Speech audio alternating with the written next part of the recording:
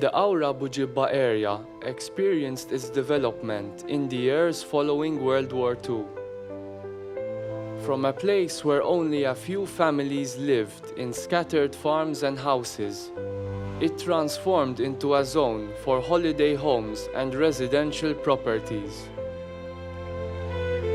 Over time, Qawra and Bujibba also became major tourist destinations, and thus, this stretch of land in the northern part of Malta rapidly turned into a tourist area.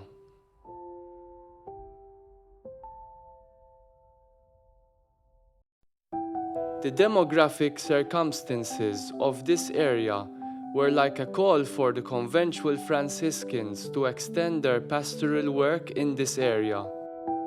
Hence, in 1954, 2 garages were purchased on Triq San Shmoun and converted into a chapel until a church could be built. 1 year later, the Friars Province bought a piece of land on the same street to make this dream a reality, so that Mass could be celebrated during the summer. A friar from the conventual Franciscans community in Valletta would come up to celebrate Mass on weekends during the summer. In the 1960s, the current church was built and opened, and in 1979, it was dedicated to the Blessed Maximilian Kolbe, now a saint.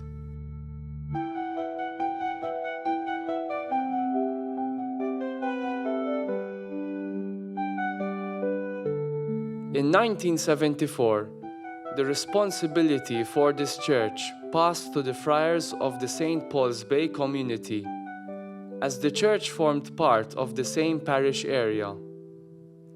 Selected friars from that community would go live in Bujibba to celebrate Mass and administer the sacraments during the months when vacationers populated the Bujibba area. With the ever-growing development of the area, during the summer, the size of the church could not accommodate the increasing number of people frequenting it. The friars always had in mind to find a larger and more suitable place to cope with the expanding population.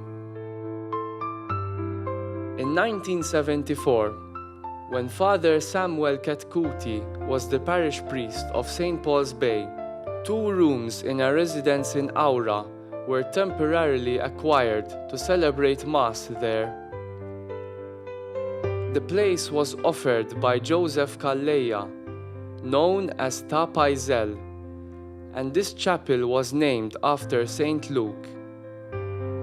The chapel continued to function until 1983, when it was returned to the owner due to family needs.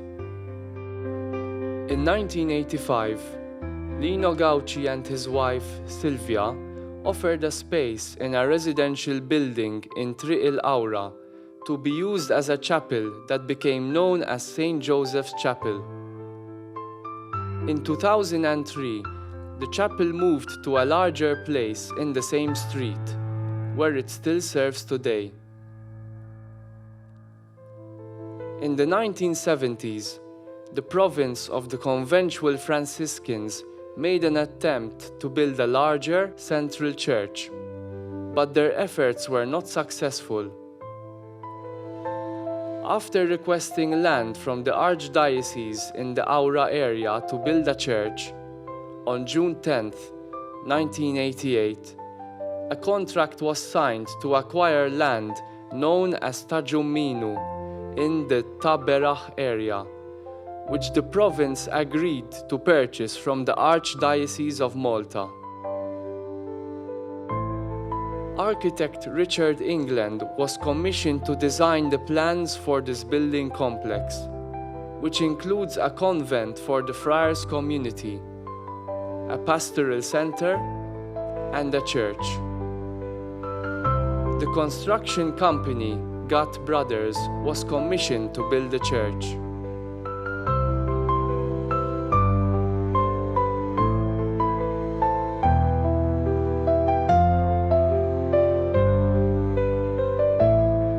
On Sunday, August 29th, 1993, the first stone of the church was laid.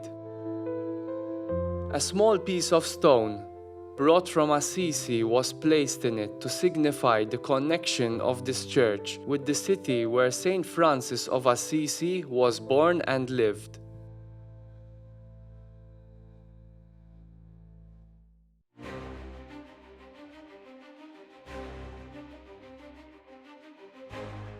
The construction of the church progressed well, and on August 29, 1996, the bronze cross, which is at the top of the church, was blessed by Archbishop Joseph Mercia.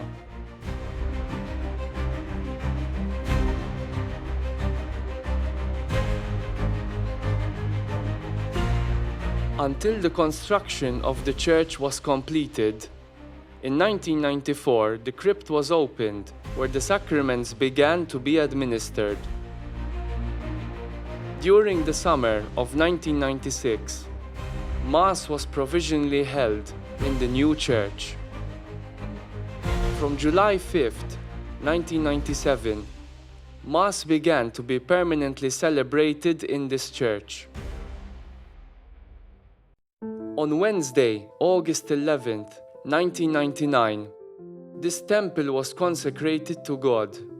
It was now complete with all the necessary elements. Therefore, Archbishop Joseph Mercia was able to consecrate it, making it the last church consecrated in Malta before the start of the third millennium. The church was dedicated to St Francis of Assisi. At the beginning of the consecration rite, the bishop blessed the congregation as a sign that it is God's spiritual temple, then blessed the walls of the church and the altar. The word of God was read, followed by the homily. After singing the litany of the saints, the prayer of dedication was recited, and the altar was anointed with the oil of chrism, with 5 crosses at each corner of the altar. Then, the 12 crosses below the church balcony, symbolizing the 12 apostles chosen by Jesus to spread the word of God around the world, were anointed with the oil of consecration.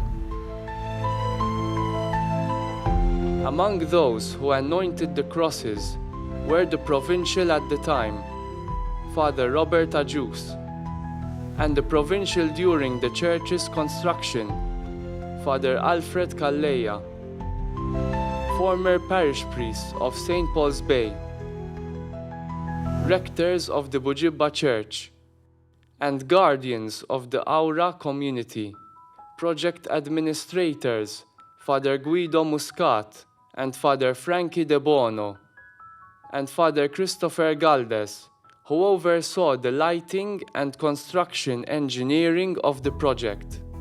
After this, incense was burned on the altar as a symbol that the sacrifice of Christ celebrated on the same altar rises fragrantly before God. The altar was dressed to show it is the table prepared for the sacrificial meal. Then, the altar was lit, symbolizing that Christ is our light. After this, the Eucharistic celebration continued, now on the consecrated altar, the main purpose for which the church was built and the altar established. At the end of the celebration, a plaque was unveiled on the presbytery as a reminder of this unique occasion in history when the people of Qawra Bujibba offered this temple for the worship of God. In the leaflet printed for the occasion, it was written, "With thanks to God, the Maltese conventual Franciscans are offering this temple built in honor of St Francis of Assisi and consecrated on August 11th, 1999, to the people of God in Malta, a few days before the start of the Great Jubilee celebrations of the year 2000.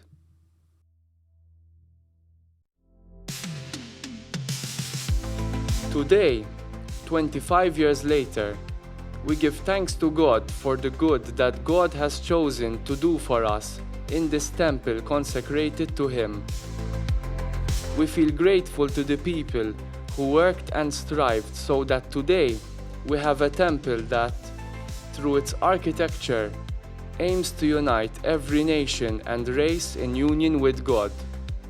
Thanks to the province of the conventual Franciscans who, in the face of need, did not hesitate to provide the people with a place where the Christian community of Qawra could gather to worship God. Thanks to the architect who, in his creativity, chose to create a beautiful space for worship to God, a sanctuary of the soul. Thanks to the workers who, with their labor, built this temple. Thanks to the holy people of God, who in this consecrated temple dedicated all the events of their lives in a sacrament of salvation. The life of this people, in this consecrated temple, becomes a living offering, living stones proclaiming that Christ lives among us in the history and fabric of our lives. To Him be glory for ages without end.